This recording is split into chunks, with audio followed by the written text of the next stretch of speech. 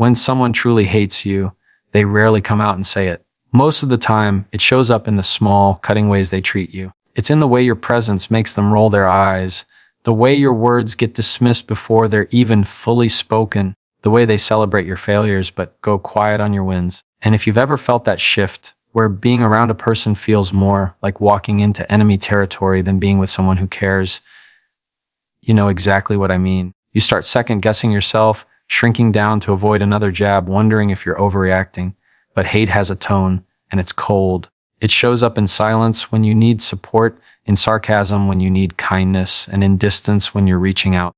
And the hardest part isn't recognizing it in them, it's admitting what it's been doing to you. Hate doesn't always come dressed in anger. Sometimes it shows up quiet, subtle, and steady, in the way someone talks to you or doesn't talk to you. And when you're on the receiving end of it, it leaves you confused, heavy, and questioning your own worth. You replay conversations in your head, wondering if you imagined it or if you did something to deserve it. That kind of weight can sit on your chest for years if you don't name it. This isn't about stirring up drama. It's about finally putting words to the silent hostility you've been feeling but couldn't explain. Because once you see it clearly, you stop blaming yourself for someone else's hatred, and you start reclaiming the peace you've been giving away without even knowing it. The cold distance that speaks louder than words is one of the hardest things to carry in a relationship. You don't need someone to scream at you or call you names to know something's wrong. You can feel it in the way the room changes when they walk in. You can hear it in the clipped tone of their answers or in the silence that lingers too long. It's the kind of distance where you're still technically together, still talking, still sharing the same space, but there's no warmth left. And when that cold front settles in, it leaves you second-guessing yourself. You start wondering, did I do something? Am I imagining this? Why does it feel like I'm unwanted in my own relationship? That's the thing about emotional coldness. It doesn't give you clear evidence to point to. It's not like a fight you can replay in your head. It's the absence of something that used to be there. Where there was once laughter, now there's indifference. Where there was once closeness, now there's a wall. And because there aren't obvious words to quote back, you begin to turn the spotlight inward. You assume it must be your fault. You try harder, you soften your tone, you tiptoe around hoping to thaw the ice. But the more you adjust, the colder it feels. This is where the real damage begins. When someone withholds warmth from you, whether it's love, attention, or respect, it chips away at your sense of worth. You start lowering your own standards just to get crumbs of connection back.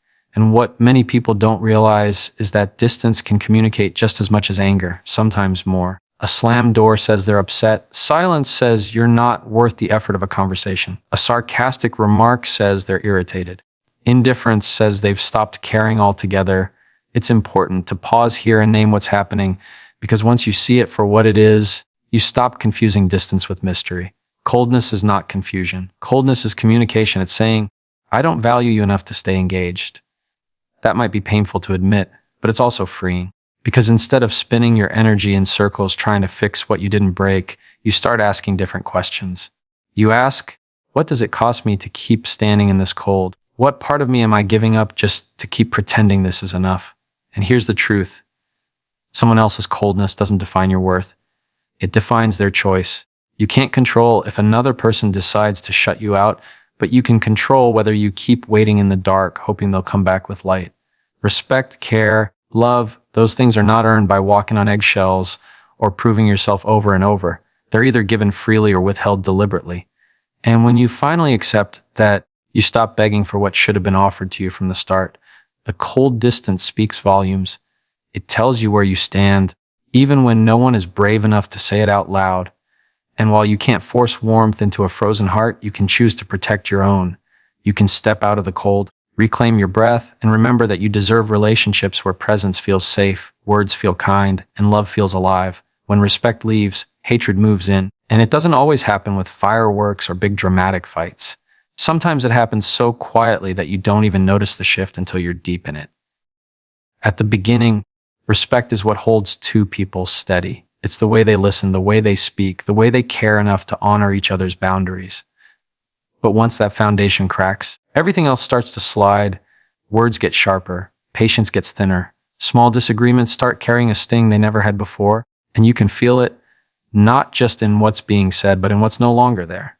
Disrespect can take many forms, and not all of them look obvious. It might sound like constant interruptions when you're trying to share something important. It might feel like rolling eyes, dismissive sighs, or jokes at your expense that leave you smiling on the outside but shrinking on the inside. It might be the way your needs get brushed off like they're inconvenient while theirs are treated like priority. And the truth is, every time you're met with that kind of disregard, it plants something in the relationship. Over time, those seeds grow into resentment, bitterness, and yes, hatred. Because where respect is absent, contempt finds room to breathe. The hardest part is that many of us try to excuse it. We tell ourselves they're just stressed, or that's just how they are.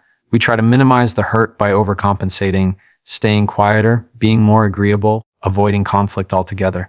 But here's the problem: you can't build intimacy on top of disrespect. It's like trying to build a home on sand. No matter how much effort you put in, it won't hold.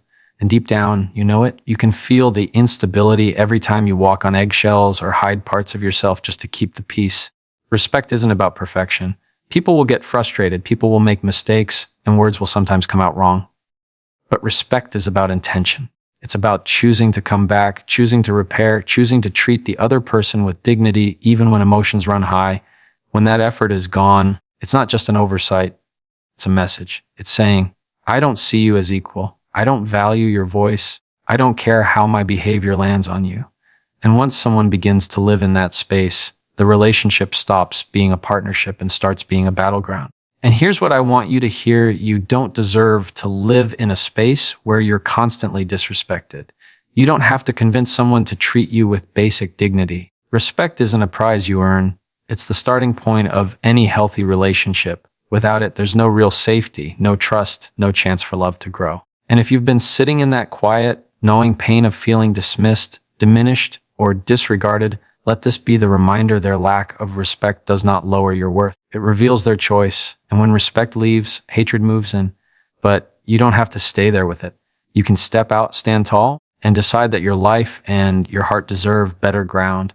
The silent cuts that wound the deepest are rarely noticed by anyone outside the relationship, but you feel them every single time. They're not the big blow-ups or obvious betrayals. They're the offhand comments that sting, the cold shoulder that lingers, the sarcastic laugh at something you shared in vulnerability. On the surface, they might seem small, almost forgettable, but that's what makes them so dangerous. Because those small, quiet cuts don't heal. They add up. They create a slow bleed inside you that no one else can see, but you carry the weight of it every day. You might even find yourself questioning whether you're being too sensitive. Maybe they didn't mean it that way. Maybe you're overreacting. That's what silent cuts do. They make you doubt your own experience. Because it's hard to point at silence and say, this hurt me. It's hard to explain why a dismissive tone or a look that lingers too long feels like rejection. But it does. And when you're met with that pattern over and over, you stop feeling safe. You start closing up. You share less. You trust less. You shrink to yourself just to avoid another wound. The truth is, love can't survive in an environment where the deepest parts of you are met with quiet dismissal. Connection requires tenderness, not just in grand gestures, but in the little ways we show up. When those moments are replaced with sarcasm, indifference, or cold avoidance, the relationship begins to erode. And it's not always intentional. Sometimes the other person doesn't even realize the weight their behavior carries. But intentional or not, those cuts leave scars. They teach you that opening up isn't worth the pain, that honesty won't be met with care, that you're safer keeping your guard up. This is where resentment grows. You might not even notice it at first, but slowly you start carrying a heaviness that doesn't belong to you. And here's the hard truth: it's not weakness to want tenderness. It's not overreacting to need safety in your own relationship. That's the baseline of what makes love work.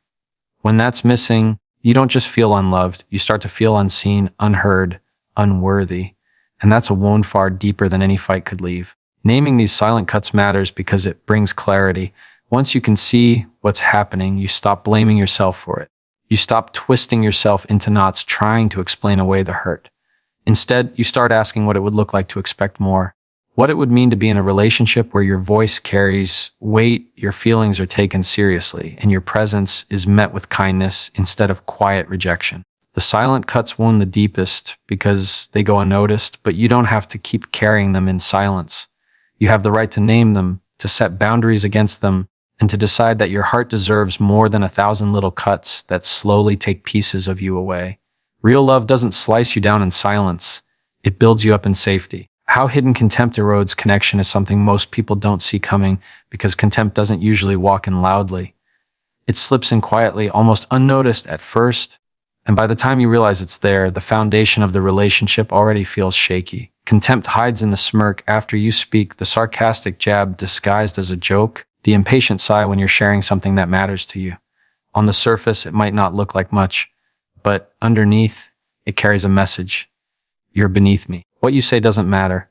Who you are isn't worth respect, and nothing eats away at closeness faster than that. The thing about contempt is that it doesn't just hurt in the moment, it lingers. You replay those interactions in your head, wondering if you're being too sensitive or if they really meant it the way it felt. And because contempt is often brushed off as humor or just being honest, it can make you feel crazy for even noticing. But you're not crazy. You're responding to the very thing that research shows is most destructive to relationships, the belief, spoken or unspoken, that one person is superior and the other is less. When that belief settles in, the dynamic shifts.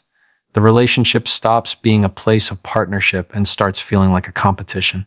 Instead of leaning toward each other, you pull back. Instead of opening up, you guard yourself. And it's not because you don't care, it's because you've learned it's not safe. Why risk vulnerability if the response is going to be a smirk, a laugh, or a look that says you should have known better?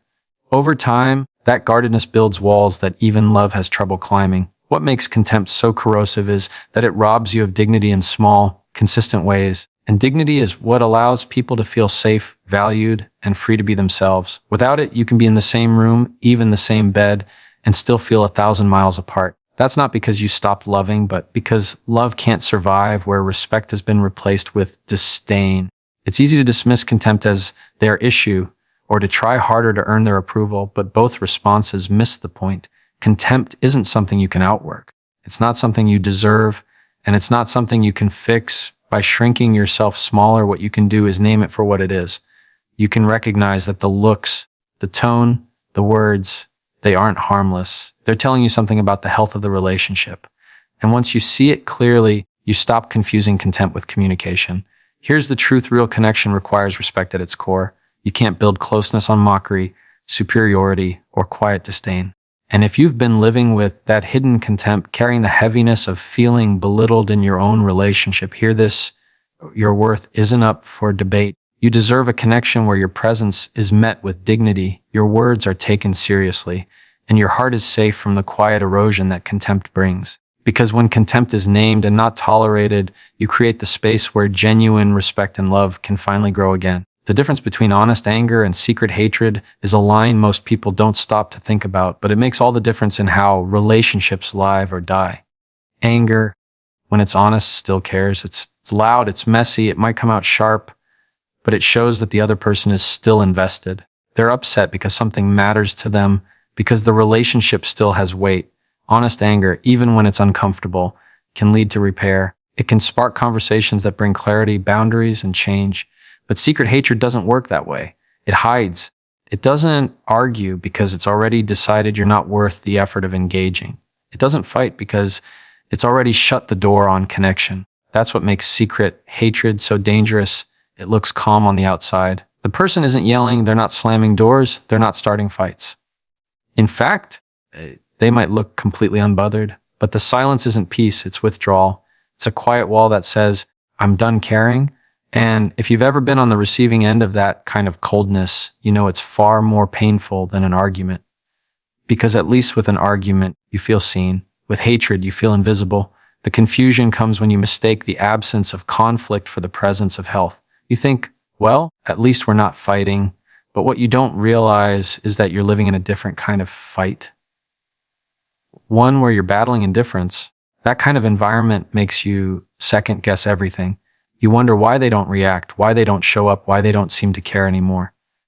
And in the silence, you start to blame yourself. You think, if I were better, if I tried harder, maybe they'd come back. But hatred isn't about your worth. It's about their choice to disconnect. It's important to see that anger and hatred are not the same. Anger can be worked through, repaired, healed. Hatred cannot be healed if it stays hidden and unspoken, because hatred doesn't want resolution. It wants distance. It wants disengagement. It strips away intimacy not with fire, but with ice. And the longer you stay in that cold, the more you lose parts of yourself just trying to survive it. Naming this difference matters because it gives you clarity on what you're actually facing. If you're dealing with anger, there's still a chance to repair. If you're dealing with hatred, the work isn't about fixing them. It's about protecting yourself. It's about recognizing that being met with silence, disdain, or indifference is not love. It's not safety. And you deserve both. The difference between anger and hatred is the difference between a storm that passes and a freeze that never ends. One may shake you, but it clears the air. The other leaves you numb, stuck, and slowly losing your sense of self. And once you see that difference clearly, you stop confusing coldness with peace. You begin to realize that love, even in its hardest moments, fights to stay connected. Hatred doesn't. And your heart deserves the kind of connection that chooses to care, even when it's hard. Why indifference is the sharpest form of rejection is something you only understand once you've lived through it. Anger, even when it's painful, still means there's energy between you and the other person. Disappointment, even when it stings, means they cared enough to expect something from you. But indifference, that quiet, hollow absence, is what cuts the deepest, because it doesn't just say, I'm upset with you. It says, you don't matter enough for me to respond. And that silence, that lack of reaction, can leave you feeling smaller than anything else ever could. Indifference shows up in ways that are easy to miss at first. It's in the text that goes unanswered, not once but over and over. It's in the conversations where you pour out your heart and all you get back is a distracted nod or a glance at the phone. It's in the way they stop asking about your day, stop noticing when something's wrong, stop caring enough to lean in. And the hardest part is how it makes you feel like you're the only one holding the relationship together.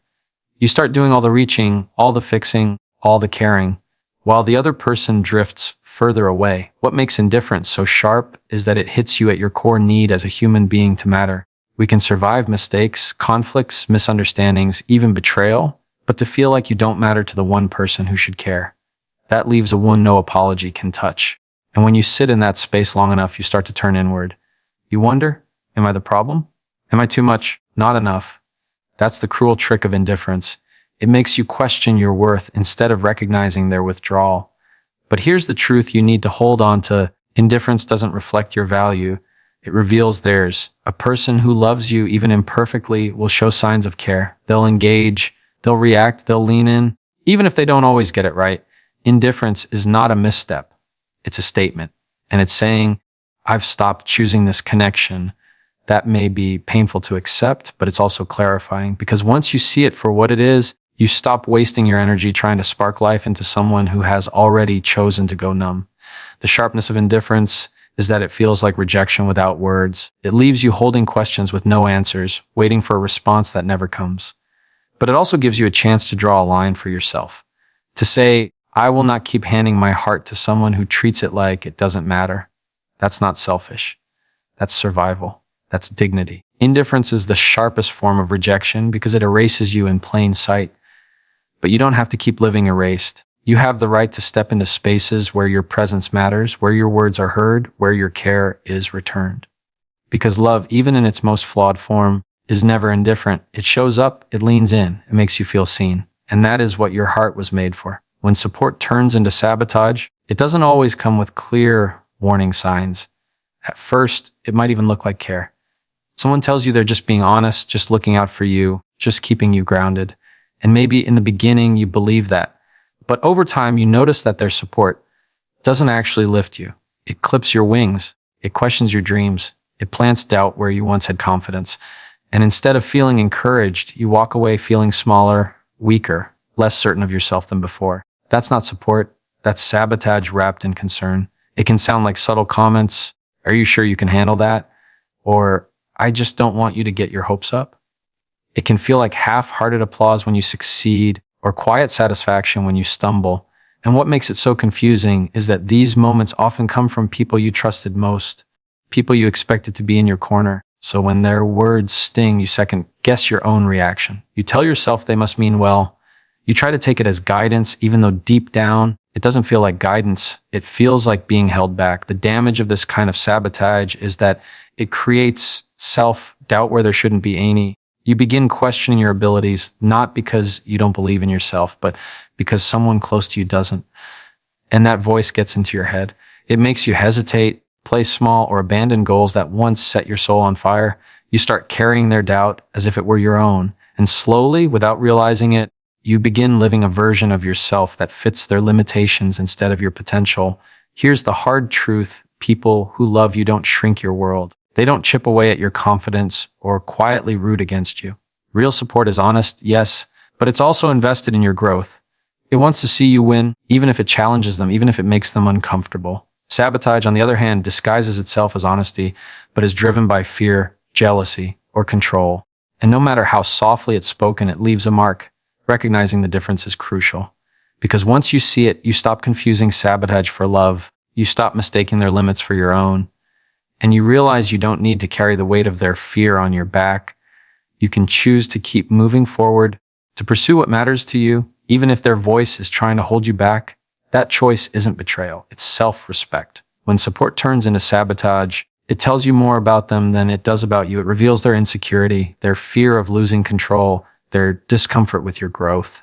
But it doesn't define your path. You still get to decide who speaks into your life, whose words you let take root, and whose voices you leave behind.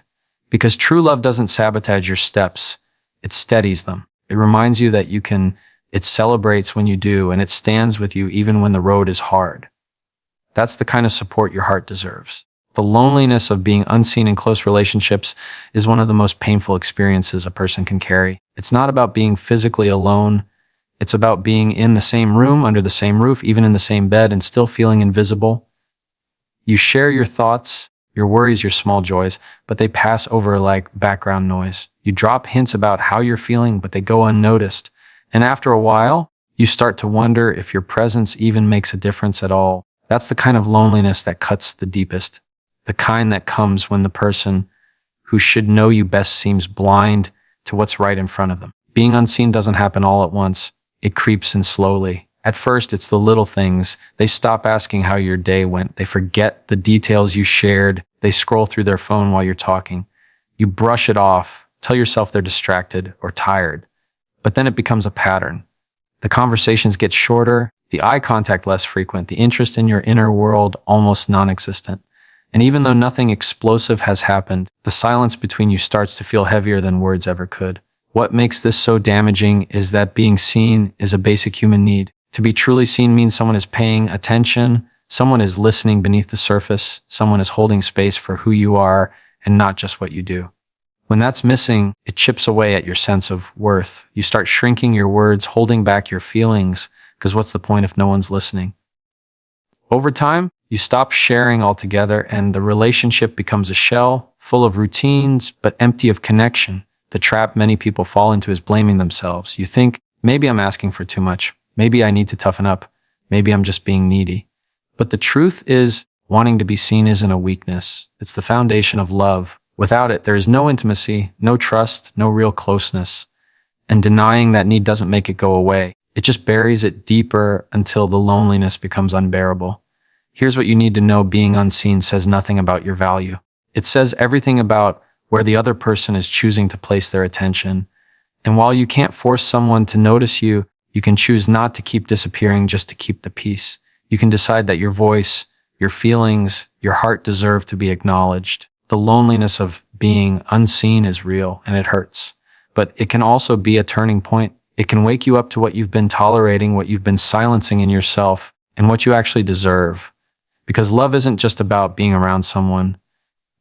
It's about being known by them. And if you've been carrying the weight of invisibility, let this truth settle. You are worth being seen fully and completely by the people closest to you. And the relationships that are meant for you will never make you feel invisible.